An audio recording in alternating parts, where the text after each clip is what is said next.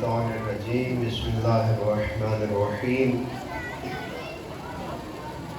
الحمدللہ رب العالمین والصلاة والسلام والتحیۃ والاکرام علی اشرف الانبیاء والمرسلین والشہداء والصدیقین لا سیما بقیۃ اللہ العظیم وأعز لا سیما مولانا ومقتدانا ابی عبداللہ الحسین روحی و ارواح المؤمنین لتراب محکم فدا۔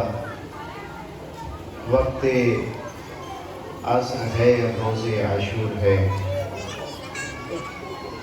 آپ کے ہاں اس پروگرام کو مخصوص کیا جاتا ہے شام غریبوں کے ساتھ، اور آپ کے علم میں یہ بات ہونی چاہیے کہ کربلا میں وقت عصر شہادت نواز رسول ہے، اور وہ متصل ہے شام غریبہ کے ساتھ۔ جیسے ہی فرزند رسول کی شہادت ہوئی، شام غریبہ شروع ہو گئی، اور پھر شام غریبہ کا ایک طولانی سلسلہ چلا، یہاں تک کہ قافلہ واپس مدینہ پہنچا۔ اس فرزند رسول کو آپ نے 10 دن خصوصیت کے ساتھ پرسہ دیا۔ کون فرزند رسول کہ جس کی محبت کو خداوند متعال نے خود آپ کے دلوں میں رکھا؟ کون فرزند رسول جسے خداوند متعال نے اپنی وحی کا خزانہ قرار دیا؟ کون فرزند رسول جن کے بارے میں رسول اللہ نے بھی فرمایا، اور خود سید الشہداء نے بھی مدینہ سے چلنے سے پہلے مدینہ کے اس دربار میں ظالم و طاغی شخص کو یہ پکارتے ہوئے فرمایا کہ تمہیں نہیں پتا کہ ہم وہ ہیں کہ جن کے گھرانے میں وحی کا نزول ہوتا ہے، ہم وہ لوگ ہیں جہاں پے در پے فرشتوں کا آنا جانا لگا رہتا ہے۔ کون فرزند رسول جن کو رسول گرامی اسلام نے اپنی عملی زندگی میں متعارف کر کے دکھایا اور لوگوں کو بتایا یہ میرے دونوں بیٹے سید و سردار ہیں، اس امت کے بھی، جنت میں بھی جوانوں کے سردار ہیں۔ کون فرزند رسول کہ جس کے ہر عمل کی تائید رسول اللہ فرمایا کرتے تھے، رسول گرامی اسلام بتلایا کرتے تھے۔ اگر کوئی شخص فرزند رسول کی تعریف کرتا تھا تو رسول خود اس کی تعریف کو درست کروایا کرتے تھے۔ قرآن مجید بتاتا ہے کہ جب اللہ کو اپنی صداقت کی گواہی کے لیے گواہوں کی ضرورت پیش آئی تو خداوند متعال نے جن گواہوں کا انتخاب کیا اس میں بھی حسین ابن علی شامل تھے۔ یعنی اگر خداوند متعال کو اپنے دین کی صداقت کو بیان کرنا ہو اور سچے راوی چاہیے ہوں تو ان کو حسین اور حسن کہتے ہیں۔ روز مباہلہ دیکھیے، سید الرسل حسنین شریفین کو لے کر مباہلہ میں گئے اور ساری امت نے دیکھا، اور یاد رکھیے جن کے اوپر قرآن مجید کی نص موجود ہو کہ یہ سچے ہیں، اس نص کے بعد کبھی بھی تا قیامت اور بعد از قیامت بھی ان کے سچ پر شک نہیں کیا جا سکتا۔ ان کے سچ پر شک کرنے والے یقیناً مشکوک لوگ ہوں گے، لیکن یہاں پر عصمت پر خداوند متعال مہر تصدیق ثبت کرتا ہے قرآن میں۔ اگر کوئی شخص قرآن مجید کو مانتا ہے، اور یقیناً یہاں پر موجود جتنے بھی افراد موجود ہیں وہ قرآن مجید پر ایمان رکھتے ہیں، چاہے وہ مکتب تشیع سے تعلق رکھتے ہوں یا کسی اور مکتب سے تعلق رکھتے ہوں، وہ جانتے ہیں کہ قرآن نے پکار کر صاحبان ایمان سے کہا، اے صاحبان ایمان کہیں ایسا نہ ہو کہ اولاد کی محبت، مال کی محبت تمہیں یاد خدا سے غافل کر دے۔ مال اور اولاد کے پیچھے ذکر خدا کو چھوڑ نہ دینا، یہ قرآن ہے، یہ کوئی حدیث نہیں ہے۔ یہ بعد میں آنے والے کسی صحابی کا کلام نہیں ہے. صحابہ کی عزت ہماری سر آنکھوں پر، اور جتنا صحابہ کا احترام مکتب تشیع میں ہے اتنا کسی اور مکتب میں ہرگز ان کا احترام نہیں ہے. ہم کبھی صحابہ پر تہمت نہیں لگاتے. دوسرے مکاتب دانستہ یا غیر دانستہ بہت سی چیزوں کو منسوب کر دیتے ہیں. تو خدا نے یہ حکم دیا حضرت انسان کو، اے حضرت انسان، دو چیزیں ایسی ہیں جن کی محبت تمہیں میری یاد سے غافل کر سکتی ہے. ایک مال کی محبت تجھے مجھ سے غافل کر سکتی ہے، ایک اولاد کی محبت تمہیں مجھ سے غافل کر سکتی ہے. لیکن اگر تم اولاد یا مال کی محبت میں مجھ سے غافل ہو گئے تو سمجھو اپنی دنیا کو بھی برباد کیا، اپنی آخرت کو بھی برباد کیا. لیکن خداوند متعال نے اس کے ساتھ ہی ساتھ بعض ہستیوں کی محبت کو اپنی عبادت قرار دیا. قرآن نے کیا کہا رسول گرامی اسلام سے؟ قرآن نے ہمیں کیا حکم دیا ہے؟ لوگوں دیکھو، کہیں اولاد کی محبت، کہیں مال کی محبت تمہیں میرے ذکر سے غافل نہ کر دے. یہ مدینہ النبی ہے، تمام صحابہ موجود ہیں، تمام بڑے بڑے نامور صحابہ موجود ہیں. کیوں؟ اس لیے کہ روز عید الفطر ہے اور امامت کرنے والی ذات رسول اللہ کی ذات ہے، اور ان کی اقتداء کرنے والے جہاں اہل بیت علیہم السلام ہیں وہاں پر صحابہ ذوی الاحترام بھی نماز عید الفطر میں موجود ہیں. اللہ کے رسول نے گفتگو فرمانی شروع کی صحابہ کے ساتھ، اپنے گھر والوں کے ساتھ، جتنے بھی افراد مسجد نبوی میں موجود تھے.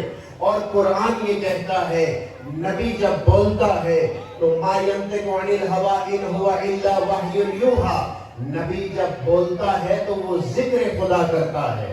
ذکر خدا کو اللہ اپنی عبادت کہہ رہا ہے، اور اس کے ساتھ ہی فرما رہا ہے کہ اولاد اور مال کی محبت تمہیں میرے ذکر سے غافل نہ کر دے. مدینہ کے سب لوگوں نے دیکھا جو مسجد میں موجود تھے کہ رسول گرامی اسلام اللہ کے حکم کو پہنچا رہے تھے. اللہ کے حکم کو سب لوگ غور سے سن رہے تھے کہ اللہ کا نبی کیا فرما رہا ہے. کہ اچانک رسول اللہ کی نگاہ مجمع کے آخر میں مسجد نبوی کے داخلے کی جگہ پر پڑی، اور ایک دم سے رسول اللہ خاموش ہو گئے. دیکھا سب نے مڑ کر، تمام صحابہ نے مڑ کر دیکھا کہ فرزند رسول اس وقت مسجد میں داخل ہو رہے ہیں. حسین ابن علی اس وقت مسجد میں داخل ہو رہے ہیں، اور حسین ابن علی کا لباس ان کے پاؤں کے ساتھ الجھا ہے. پاؤں میں جو جوتا پہنا ہوا اس کی جرت نہیں ہے کہ وہ فرزند رسول کے لباس کے ساتھ الجھے. لیکن خداوند متعال یہاں پر بھی امتحان لینا چاہتا ہے.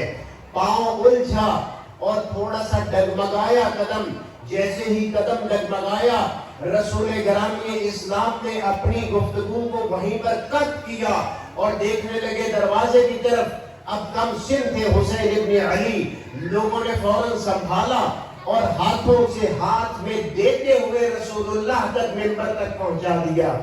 اب قرآن مجید نے تو ہمیں یہ کہا کہ اولاد اور مال کی محبت کہیں تمہیں مجھ سے غافل نہ کر دے. رسول گرامی اسلام ذکر خداوند متعال کر رہے ہیں. حسین ابن علی آپ کے فرزند ہیں، وہ مسجد میں داخل ہوئے ہیں.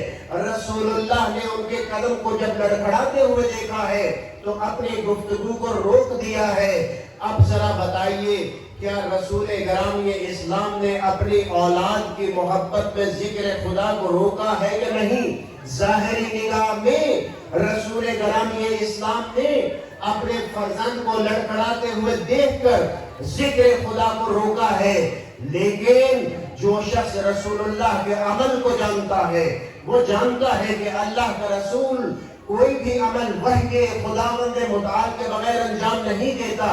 اب جو رسول اللہ نے زبان سے کیے جانے والے ذکر کو ایک دفعہ روکا تو میں یہ کہتا ہوں کہ اللہ کے رسول نے اپنے انداز عبادت کو تبدیل کیا.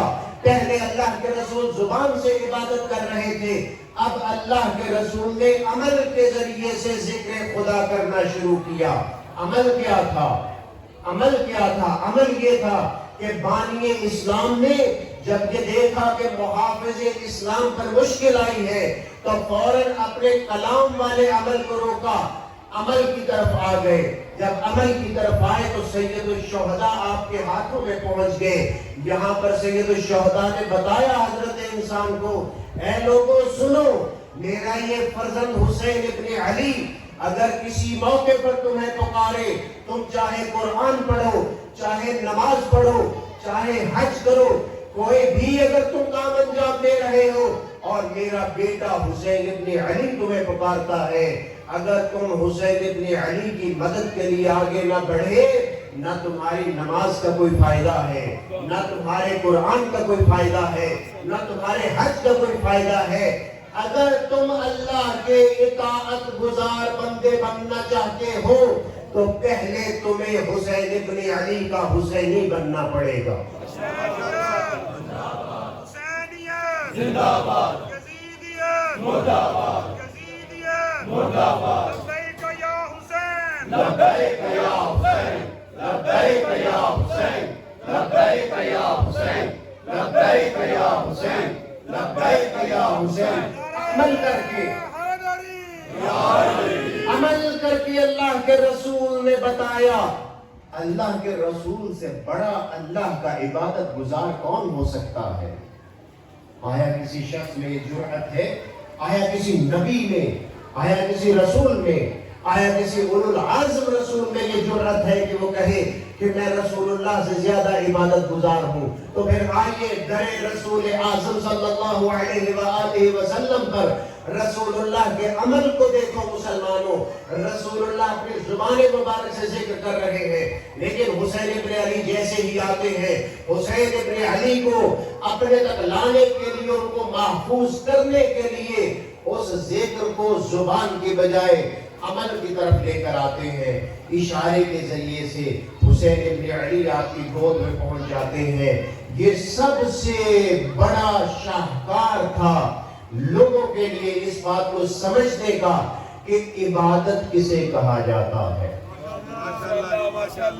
نماز بہت بڑی عبادت، روزے کا رکھنا بہت بڑی عبادت، حج کا کرنا بہت بڑی عبادت، لیکن اگر اللہ کا رسول مکہ کے قریب پہنچ کر صلح حدیبیہ کر کے واپس تشریف لے جائیں، اگر کوئی بکھرا ہوا جوان وہاں سے اٹھے کہے میں مدینہ نہیں جاؤں گا، میں تو حج کروں گا، اپنے ایمان سے بتائیے اگر کوئی شخص رسول اللہ کو چھوڑ کر حج کے فریضے کو انجام دے تو کیا اسلام اور اسلام کا خالق اللہ اس کے حج کو قبول کرے گا؟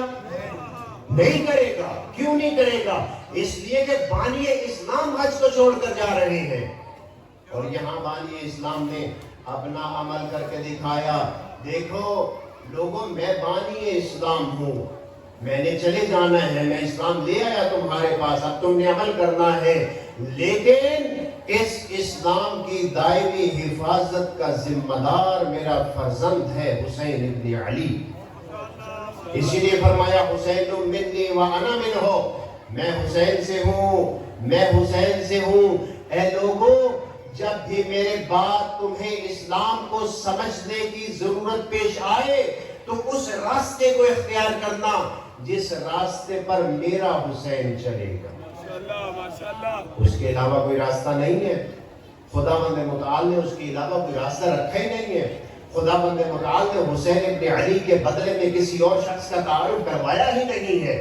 اگر کروایا ہے تو کوئی بھی مذہب آگے آ جائے وہ آ کر اپنی کتابوں میں دکھائے، کسی خلیفۃ المسلمین کے عمل کے ذریعے سے وہ دکھائے کہ اس نے حسین ابن علی کی شان میں گستاخی کی ہو۔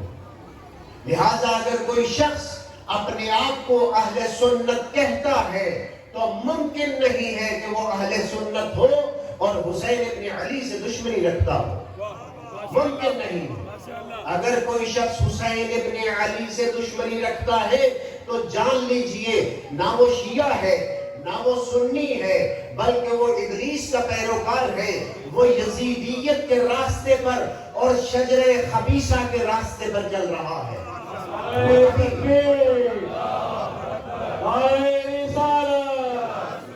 حسین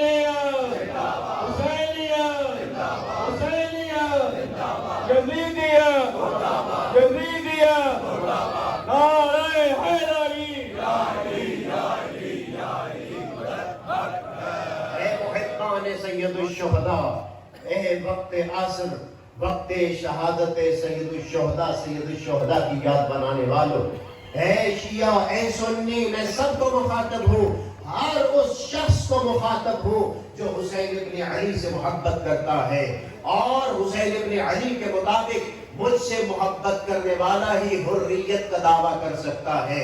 تو کائنات میں اگر کوئی شخص کہتا ہے کہ میں آزاد انسان ہوں، یعنی وہ حسینی ہے۔ اگر کوئی شخص کہتا ہے کہ میں غیرت مند انسان ہوں، یعنی وہ حسینی ہے۔ اگر کوئی شخص ظلم کے خلاف آواز اٹھاتا ہے تو وہ حسینی ہے۔ اگر کوئی شخص مظلومیت کا ساتھ دیتا ہے حکم قرآن مجید کے مطابق تو وہ حسینی ہے۔ اگر کوئی شخص رسول اللہ کو راضی کرتا ہے تو سمجھ لیجیے وہ حسینی ہے۔ لیکن اگر اس کے عمل کے ذریعے سے رسول اللہ کو اذیت پہنچتی ہے تو قرآن کا یہ فیصلہ ہے، رات میں نے آپ کو سنایا تھا سورہ مبارکہ احزاب میں، کہ وہ لوگ جو اللہ کو، اللہ کے رسول کو اذیت دیتے ہیں، لعنہم اللہ، اللہ ایسے لوگوں پر لعنت کرتا ہے، وہ ہمیشہ لعنت کے مستحق رہتے ہیں۔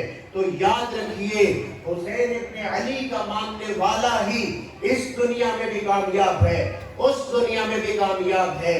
لہٰذا ہم نے بڑے بڑے لوگوں کو دیکھا، ہم نے حضرت عمر کو دیکھا کہ جب حضرت عمر کے فرزند کو حسین ابن علی علیہ السلام نے اپنے غلام کا بیٹا قرار دیا اور اس نے حضرت عمر سے آ کر شکایت کی تو حضرت عمر سٹپٹا گئے اور بیٹے سے کہا جلدی جاؤ فرزند رسول سے لکھوا کر لاؤ تاکہ میں اس تحریر کو اپنے کفر کے اندر رکھوں۔ اگر آج کوئی شخص کہتا ہے کہ حسین ابن علی کی شہادت والے دن اپنی آنکھوں میں سرما ڈالو، اس کا مطلب یہ ہوگا کہ وہ حضرت عمر کا ماننے والا بھی نہیں ہے۔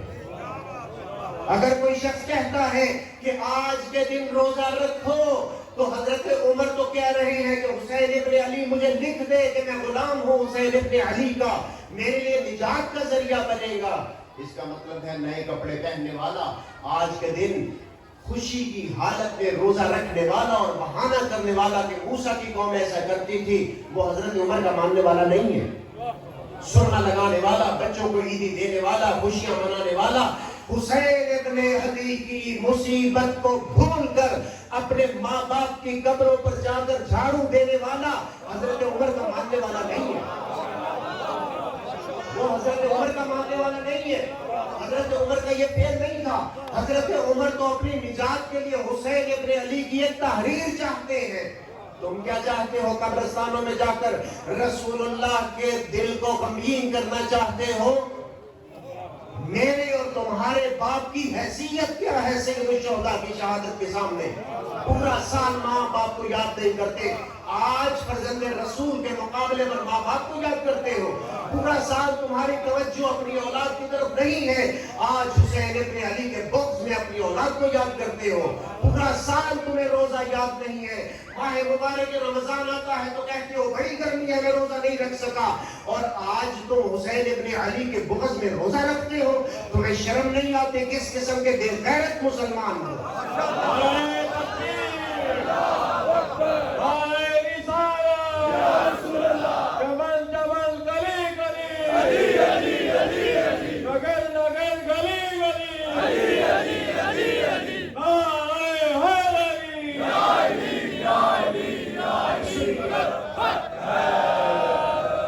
اب سنیے جو میں نے اب تک باتیں کی ہیں، ہمارے اہل تسنن بھائی توجہ سے سنیں، میرے شیعہ بھائی توجہ سے سنیں، یہ کسی کے خلاف باتیں نہیں ہیں، یہ عقل کے معیار کے مطابق باتیں ہیں۔ آئیے ذرا ہم آگے بڑھیں۔ وہ تو ہم مناتے ہیں اور تم غلط روایات بنا کر ان صحابہ کو بھی بدنام کرتے ہو جو رسول اللہ کی صحبت میں رہتے تھے۔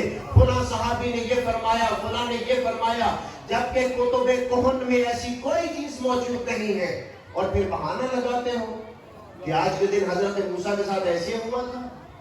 تو پھر مجھے بتاؤ کیا کوہ طور سے حضرت موسیٰ خوش واپس آئے تھے یا غمگین واپس آئے تھے؟ اور پھر آپ کو کس نے کہا تم لوگ مسلمان ہوتے ہوئے اسلامی کیلنڈر کو چھوڑ کر حضرت موسیٰ کا کیلنڈر آج کے زمانے میں کیا ہے؟ حضرت موسیٰ کا کیلنڈر آج کے زمانے میں یہودی کیلنڈر ہے۔ اسرائیل میں آج بھی وہ کیلنڈر رائج ہے۔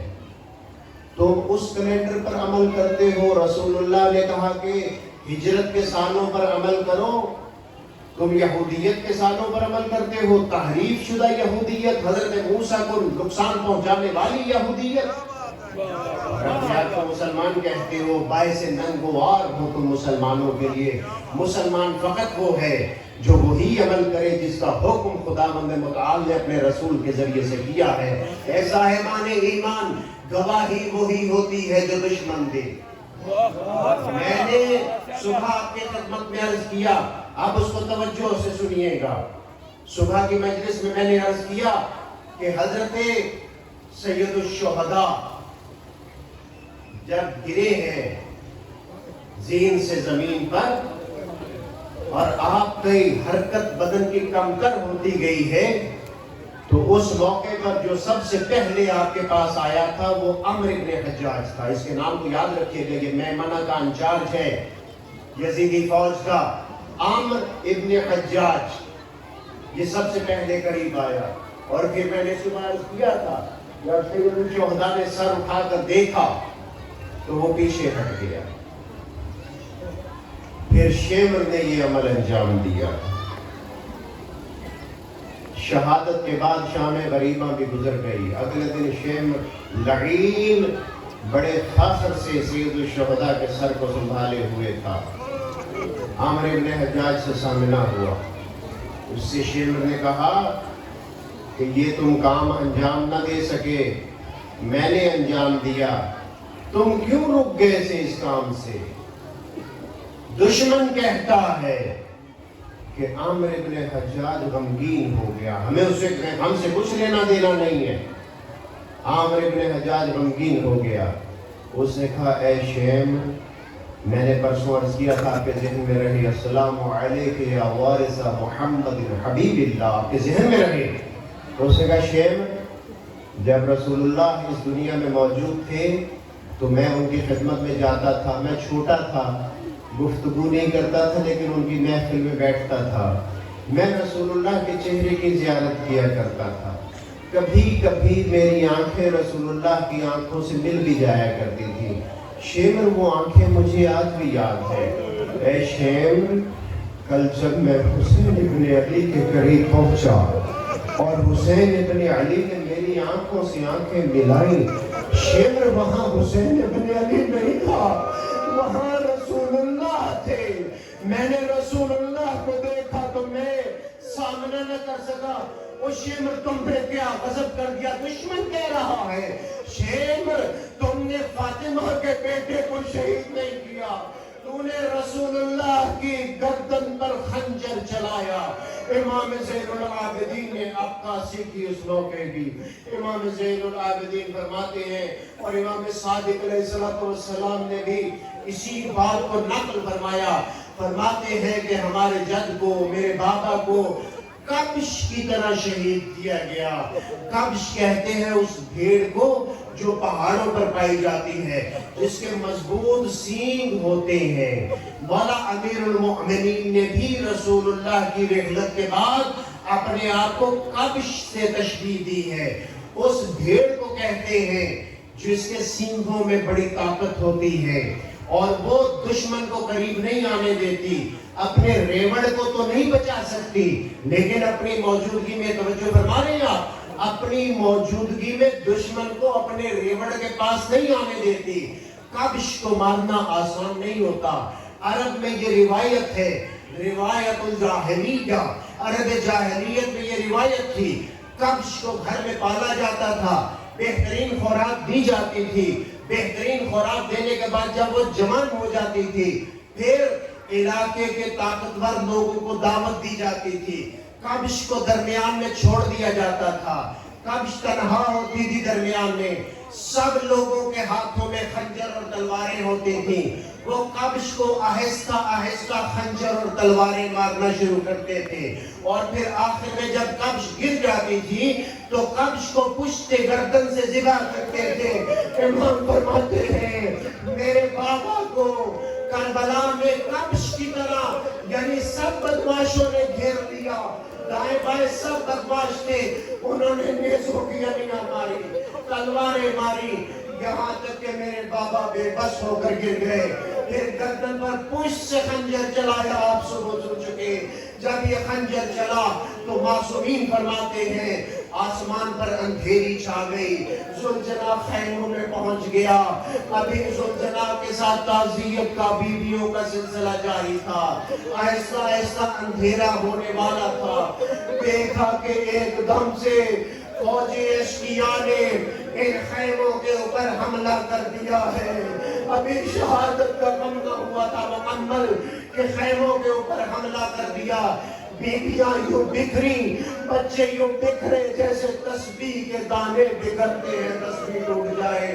حمید کہتا ہے میں نے اس منظر میں دیکھا کہ ایک بی بی خیمے کے اندر گئی ہے، بڑی دیر کے بعد نکلی ہے، وہ جناب زینب سلام اللہ علیہا تھی۔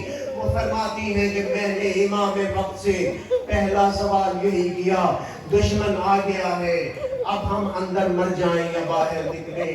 امام کے پہلا امامت کا سوال فرمایا کہ باہر نکل جاؤ، آپ تو عالم غیر معلمہ ہیں۔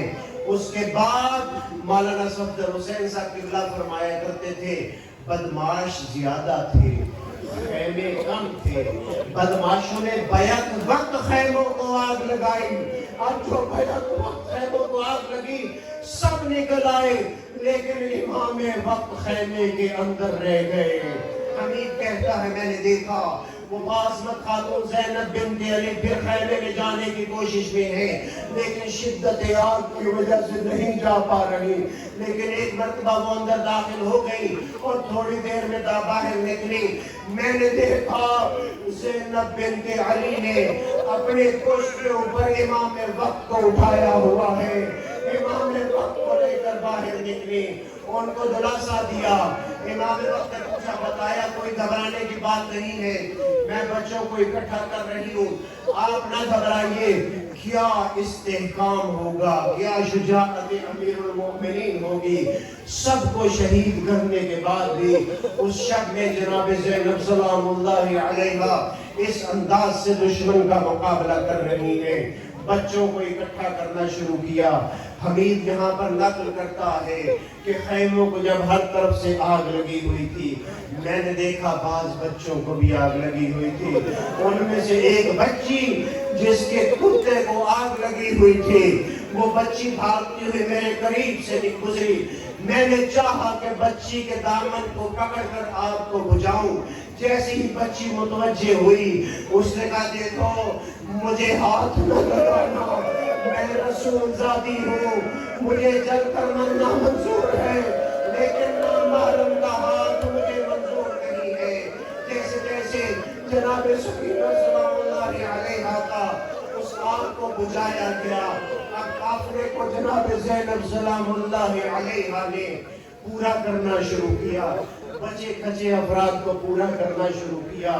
جناب زینب کو محسوس ہوا کہ شاید ایک یا دو بچے کم ہیں۔ اب جو یہ دیکھا تو جناب ام کلثوم سے کہا ہم صرف الفاظ ادا کر سکتے ہیں، اس موقع کا تصور نہیں کر سکتے۔ جناب ام کلثوم سے کہا کہ ام کلثوم بہن فلاں بچہ کم ہے میں دیکھتی ہوں۔ روایت میں ملتا ہے، بزرگان پڑھتے ہیں کہ جناب زینب تھوڑا سا اس لٹے ہوئے قافلے سے جیسے ہی جدا ہوئی، دیکھا ایک نقاب پوش ہے، علی کی علی بیٹی نے اس نقاب پوش کو للکارا، لیکن نقاب پوش نہیں رک رہا، کہا کہ رک جاؤ میں علی کی بیٹی ہوں۔ فرماتے ہیں روایت میں کہ ایک مرتبہ اس نقاب پوش کی غمگین آواز آئی، اے زینب میں تیرا بابا آیا ہوں۔ اب جب بابا کا نام سنا، بابا کو سامنے دیکھا، جتنی بھی جناب زینب سلام اللہ علیہا کی ہمت تھی وہ جواب دے گئی اور ایک ایک کر کے بابا کو بتانا شروع کیا، اے بابا ہمارا سب کچھ لٹ گیا، اللہ رحمت اللہ علی القوم الظالمین۔